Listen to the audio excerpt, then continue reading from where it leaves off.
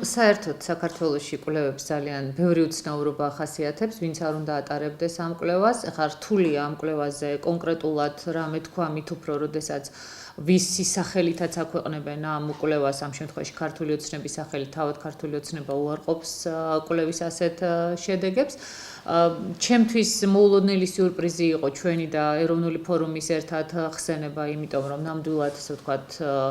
ამ ეტაპზე ამის არანაირი საფუძველი უბრალოდ არ არსებობს, არც მოლაპარაკებები მიმდინარეობს და მნიშვნელოვნად ბევრ რამეში ჩვენი ხედვები ერთმანეთისგან განსხვავდება, თუმცა არის ბუნებრივია თანხმედრაც. ჩვენ ვიცით ძალიან კარგად ერთი რამ, რაშიც მე არ მჭირდება არც NDI-ის, არც GHN-ის და არც ქართული ოცნების კვლევები. ჩვენ ვიცით რომ ყავს ნამდვილად ძალიან ბევრი მხარდამჭერი და ჩვენი ძალა არის კიდევ იმაში, რომ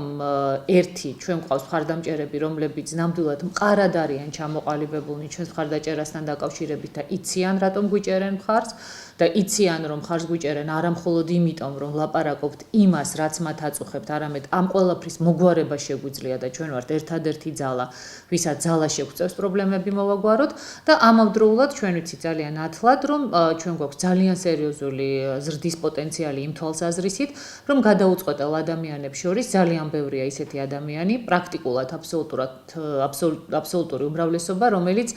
ისევე ხედავს პრობლემებს და პრობლემების მოგვარების გზას, როგორც ჩვენ. ესე რომ ჩვენ ვიცით, ვინც რაც არ უნდა ილაპარაკოს, 0%-ს დაგვიწერენ, 11%-ს დაგვიწერენ თუ 111-ს, ვინც რაც არ უნდა ილაპარაკოს, ჩვენ ვიცით ძალიან კარგად, რომ ჩვენ გვაქვს ძალიან სერიოზული შანსი ამ არჩევნებზე და ჩვენ ამ შანსს რა თქმა უნდა გამოვიყენებთ.